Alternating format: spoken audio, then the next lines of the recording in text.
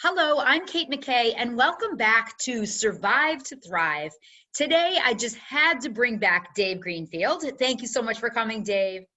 Thank you. Thanks, It's Katie. awesome. So he's been, as I talked about in our previous recording, he is the man that really helped me, and I really depended on him in many, many ways when I was growing and building my multi-million-dollar gold company. So Dave is a resource on business, on history, on finances, and of course, on the commodities of gold. So today we're going to touch a little bit on his information that he has around the COVID and how that is impacting the economy. And we're just going to go from there in our free forum. Terrific. I'm ready. Yeah. Fire away. Yeah. So Dave has actually also been the general manager for GRC, which is a refinery that I dealt with in gold in New York City. So again, thank you so much for coming. That's right. So, all right. So tell me, how are you managing you're not in New York and you're doing okay? No. I'm just happy to meet your wife finally. Absolutely. Thank you. Took my family down to South Carolina, living in a pretty idyllic spot. We landed in a town called St. Helens Island, which is near Beaufort, and it's just a beautiful vacation area. I kind of saw what was jealous, New York. Dave. Yeah, I saw that New York in mid-March was going to be a pretty bad place to stick around in. The worst fears were, hey, getting caught in a hospital crunch. So the best thing to do is go where there's not as much chaos. And New York City is the epicenter of chaos, even in great times. So I decided to come down to an area that was welcoming, and it's just good weather. And it's certainly a healthy climate away from Manhattan, where I live. And I adore and I love, but right now it's definitely someplace that I felt that I could work remote from and take my family to, where my son could continue on with the schooling and just live a healthy lifestyle for the next foreseeable future. I plan on coming back to New York at the end of April, early May. But we'll see. Who knows what tomorrow brings. But the refinery is still open, you said, so that's important to know. Like, business is still happening, because honestly, commodity's a commodity, and banks are open and such. So that really makes a lot of sense. We're open. We're keeping a work schedule of Tuesday, Wednesday, Thursday at our factory. Yeah. Mondays and Fridays are phone time, and so basically we're trying to keep it going as best we can. We're finding that America right now is in lockdown mode, so we're not as busy as we would like to be, but we do get a decent amount of work through the doors right now. It's been a pretty good week, but I do foresee, as long as we're in lockdown, we're going to not have the volume that we expect to see after the lockdown ends, because once the lockdown ends, then I think it's going to be pretty much bedlam.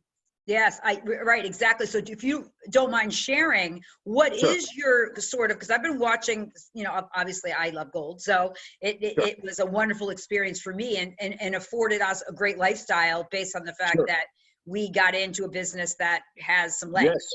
So where are you seeing gold? What's been the news in the last few days? This has been a very, very important week in the world of precious metals, the American economy, the world economy.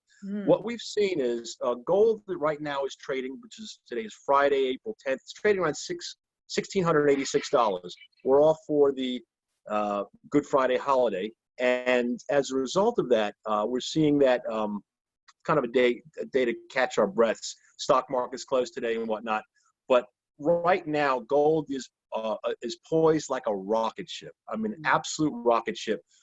Two things that have occurred this week. Obviously, a week ago, we got the bailout from the United States Congress. Yesterday, the Federal Bank Reserve authorized another $3.2 trillion bailout of small businesses and state and city governments. I know how much you love this deficit, right? That was a super education in our last call. So if anyone who hasn't listened to that first one, I'll definitely tag that in the show notes. But it's huge. It is growing exponentially, and they're printing money left, right, and center. So what this does, this emboldens, of course, the stock market, when they see money being injected into the hands of banks, they get excited. Okay, so there was a temporary move higher this week. They said it was the greatest week in the history of the stock market since 1934. Well, of course, there's a short-term reaction to that. There's an exuberance that comes with that, but that's short-lived. Gold also accelerated this week. It went up, like I say, $1,686, almost hitting $1,700. Look out for more of the same next week. So gold is responding, but gold is one of these things when inflation starts hitting and so much of the free money that was gifted to banks and to political concerns is depleted. Then all of a sudden, well, we need a new bailout. And it weakens our dollar, cheapens our paper, and all of a sudden gold becomes very sexy. We can't print gold, right, Dave?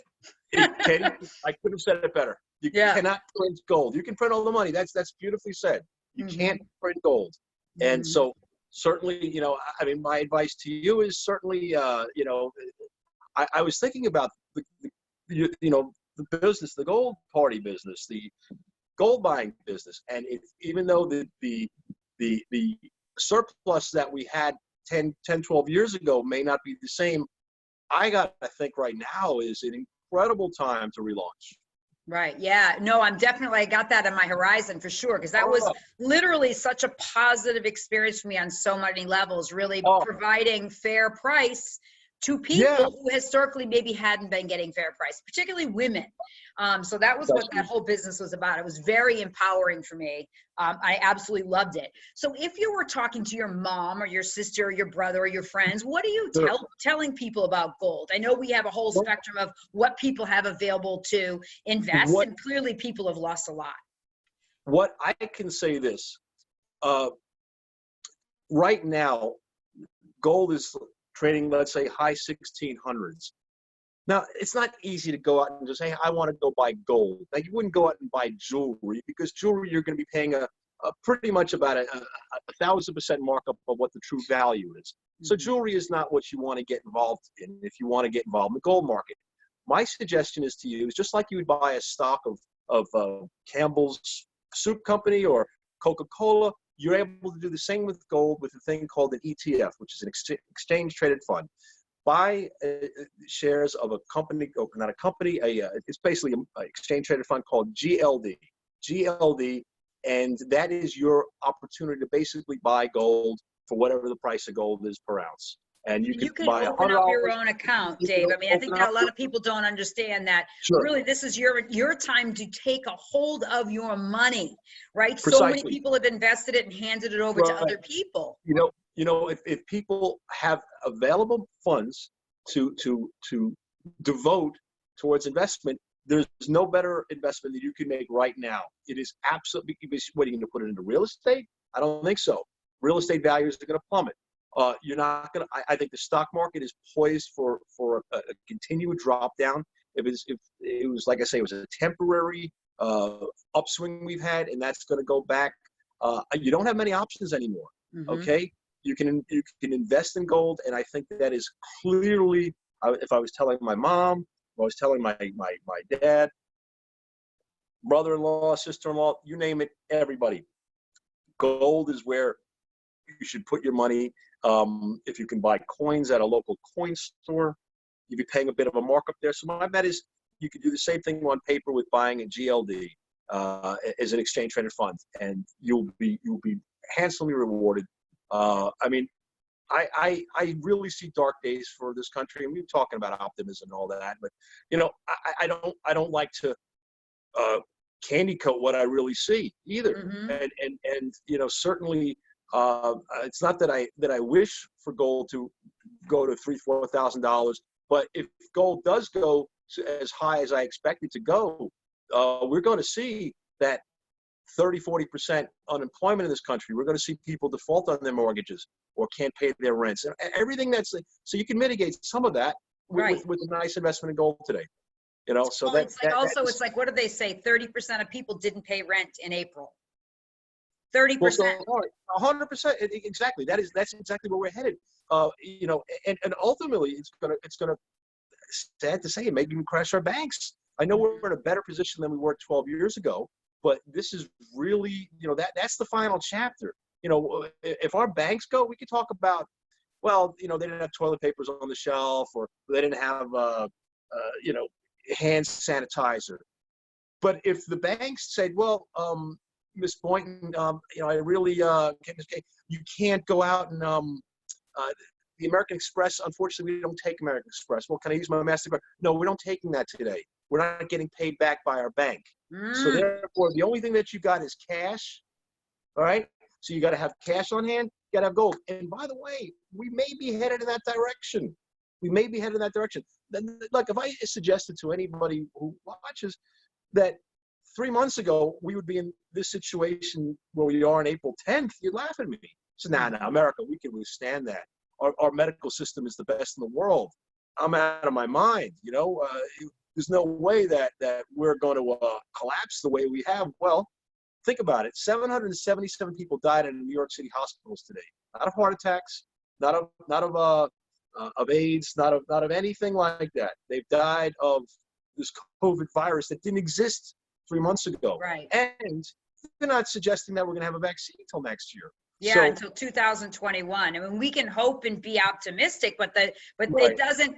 The development of a vaccine is not something that can happen overnight to a new virus, right? Precisely. Yeah. Precisely. So, I mean, we've got very smart people here, as well as in Israel and China and Europe, trying to develop this vaccine. But until we have it, we're going to be in a I don't want to say a perpetual lockdown, but we're going to be in this situation where you're home every day, and then we'll have I don't want to say a relapse, but we'll have an opportunity to go out for a while, and then it'll come back again, and we'll be ordered or mandated back to our homes. We'll be used to this type of behavior, but once again, the economy can't grow in a situation like that, and it can't repair itself either.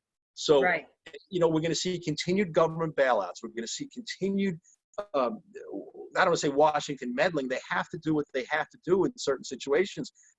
But that check that everybody's going to get for $1,200 or $2,400 or $500 for children, that's not going to be a repeat performance. Maybe once they'll do one more time. But think about it. That was a $2 trillion gift to the American public. They can't keep doing that. Like you say, you can print all the money you want, but you certainly can't print gold. So. Right. So I want to ask you a couple different things. So I want to talk a little bit about the COVID virus, but one thing that we didn't touch base that I know you have a lot of passion and knowledge around is China. So what was it that you were mentioning about your perspective on how China plays in all this as far as global economy? My take on China is this. Obviously, for probably since 1976, when Mao died, there's been a look towards China, especially in the past 20 years, 25 years, where China became a breeding ground or an avenue for America to farm out its factories. Everything was built in China, and we were able to do it on a cheap level. We were able to give the American consumers cheap products because it was developed in a country that labor wasn't expensive. So we were able to keep our costs down. Very, very appealing. Of course it was very appealing. But what did we actually give up by doing that? Well, we're learning really quickly what we gave up by doing this. We don't have medicine to cover our hospitals right now. We don't have ventilating equipment. This is all made over in China. We don't have masks. This is all made over in China. So we've sacrificed everything in a time of need by completely looking to China as our answer. So that's really China's almost been our Cinderella in a way, right? That we farmed it out, and she's been working hard for us, even taking our trash. I mean, right? Even is taking our trash. 100%, but they don't have any sort of environmental national laws. They don't have a EPA or watchdog group, concerned with the environment over there. Here's another one that you may not know about China, but I've seen video of this. We love our smartphones, okay? We love our smartphones. Well, smartphones are, there's a whole new investment class in this country. It's called rare earth metals. And rare earth metals are utilized for the production of smartphones or a variety of other technologies. Apple is very familiar with the world of rare metals, but unfortunately we can't mine rare metals in the United States because it is such a lethal and toxic threat on our environment over here. So who's more than happy to be rare earth miners? China. And without that rare earth mining, our smartphones won't happen because they're made over there and they use this rare earth metal. You should see some of the videos that are out there to see the sludge and the disgrace, what they do to their lakes, especially around the Mongolia area. It is despicable, horrible, and China is a culprit in this. Look, I think we've become too globalized. I think we've come to a time and place, Katie, where we cannot just divorce ourselves from China. It doesn't happen like that. So they have to be more of the solution. But dealing with a government like China, who I've heard, because I've got my wife's got a strong connection to China. Her family has some factories over there, and what they told me was that the numbers they said of 3,000 people dying, that may be in an afternoon, 3,000 people dying. The numbers are something north of 500,000, the true numbers, and closer to maybe 1 million already. So good Lord, they're able to cover up the crime very effectively, and they probably have. We don't have, we like to have a media that covers this, but unfortunately we can't cover. They don't allow Twitter in China. We don't know the true story. And so if the numbers came out that 1 million people already died there, what's that mean? That's less than 0.5% of the entire population. So that's not a big number in Chinese term when they have 2 billion people. So these numbers aren't staggering to Chinese. But I think the government probably knows the true extent of what's happened there, and they're able to cover it up. So it's a government you can't trust. It's a government you can't get into bed with, and they're not going to ever be an ally of the United States. But financially, we are tied to them, very much so. And they own much of the real estate in New York City. If you ever noticed, you look around the college campuses today, I don't want to say half the student population is from China, but there's a hell of a lot of Chinese people walking around campus. I went to Tulane in New Orleans, and you wouldn't believe the amount of Chinese nationals that are over there studying at this point. That may come to an end soon. You know? Wow.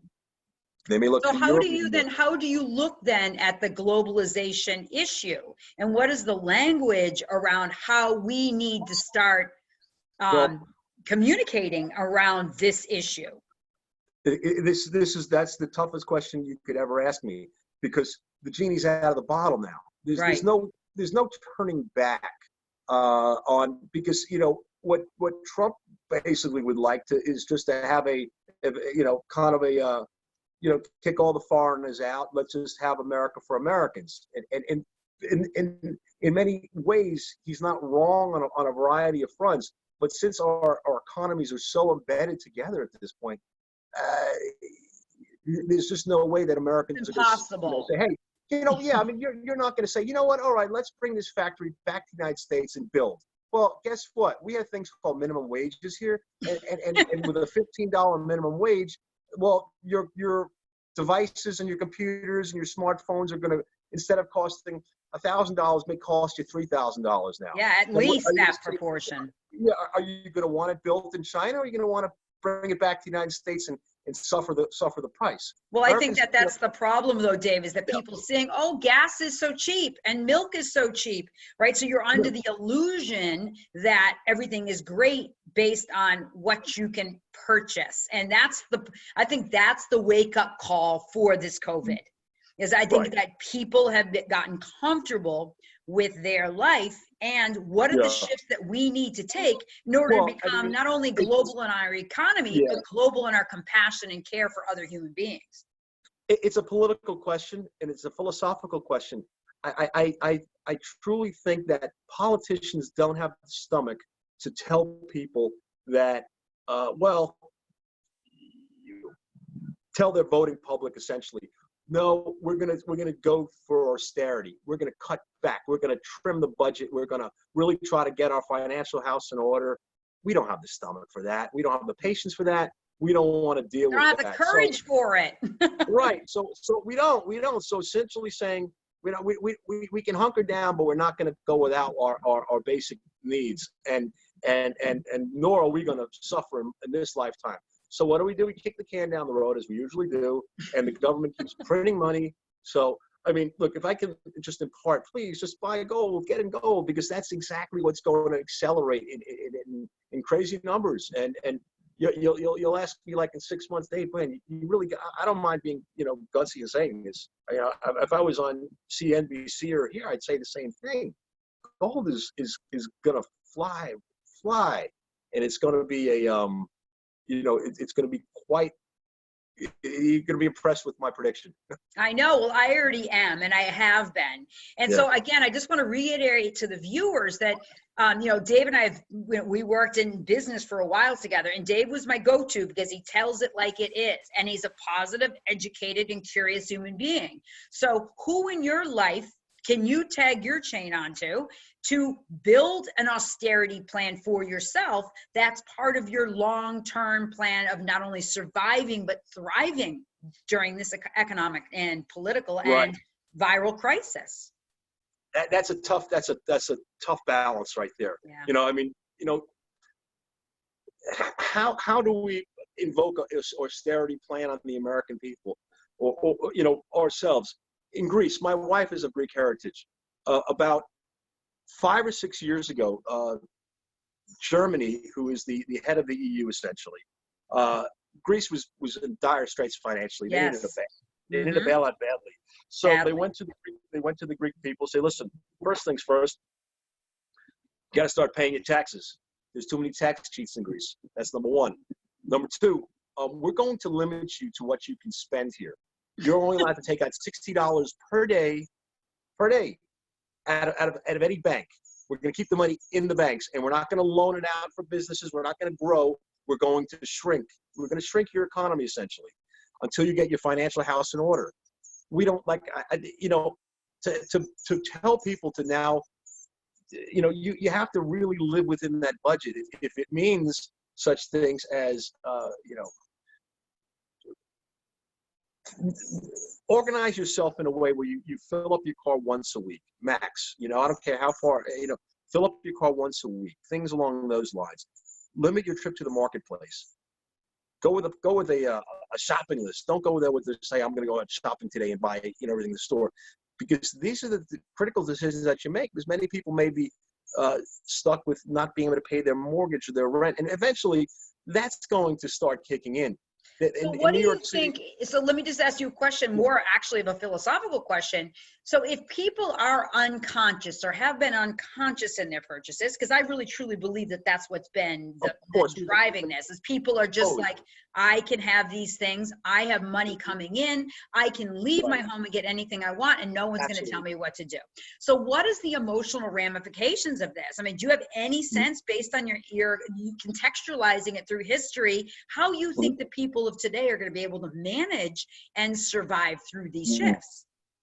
Well, we don't know. That, you never shake your head, no, David. I mean, for people to come up with an idea of how to reorganize their lives, and we've been so bombarded with advertising the last 50, 60 years, told to buy this Mercedes.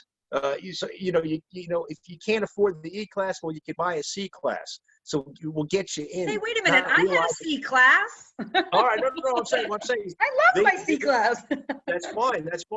But I'm saying everybody's been conditioned to try to really try to get the best that they can for their dollar. Okay, yes. But not realizing that they've been basically sold a bag of goods by the advertising companies, be it Mercedes-Benz or be it the upgrade in your smartphone every year. Why do you need to get a new phone every year? Your flip phone worked fine. No, I got to have the smartphone. Well, you get a smartphone. There's a series coming out every year, be it Sprint or be it Samsung or be it Apple. They want you to keep buying and buying and buying. You got to condition yourself to say, you know what? I'll drive that 10-year-old car, the 7-year-old car. There should, new purchases are the easiest way to create. Love that. And another thing is, this is the big one. Obviously, a very smart friend of mine went to me the other day. He said, David, the dumbest thing that you can do is actually buy homes, rent for the rest of your life. And the reality is, It may be true. You know, I think you're going to see real estate values cut in half. I know everybody was so excited. Their values in homes kept going up and up and up.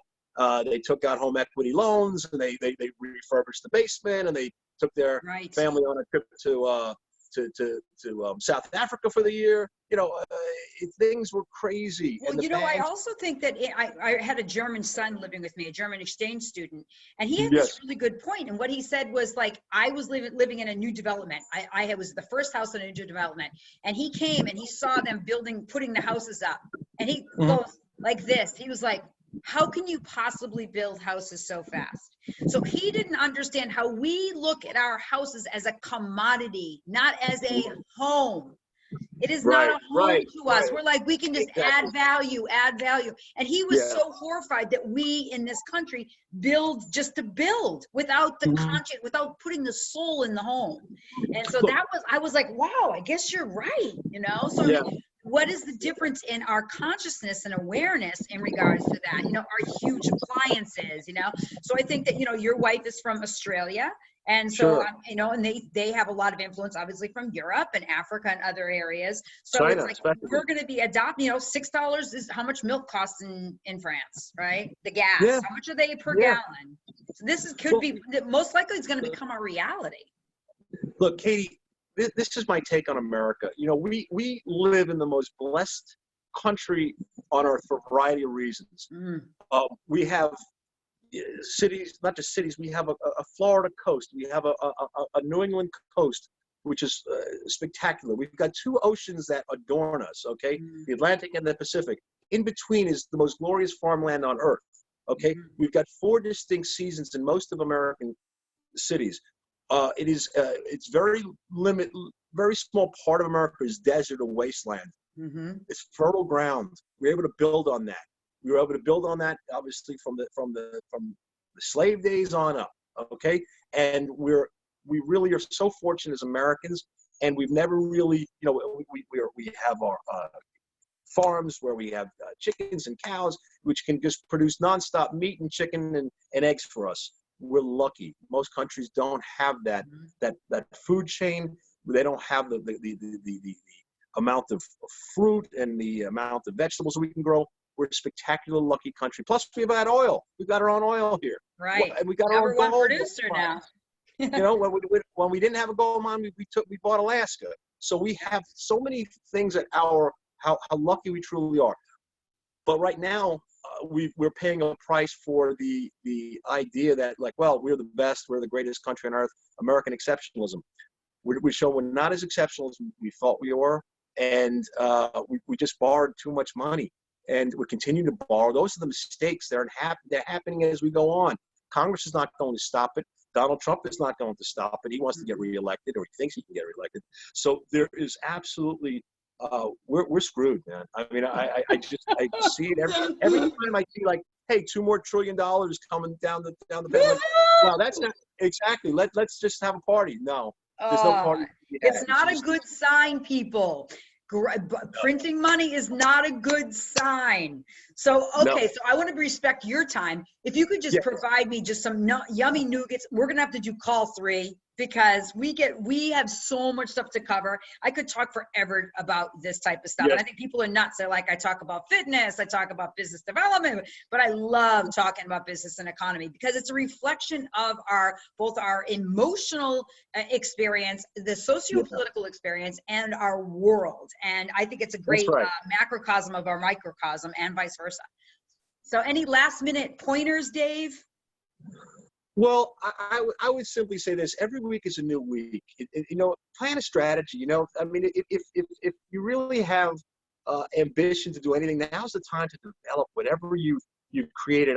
I'm looking for areas within my business saying right now, like, well, okay, what can I do today to truly try to build some wealth for tomorrow?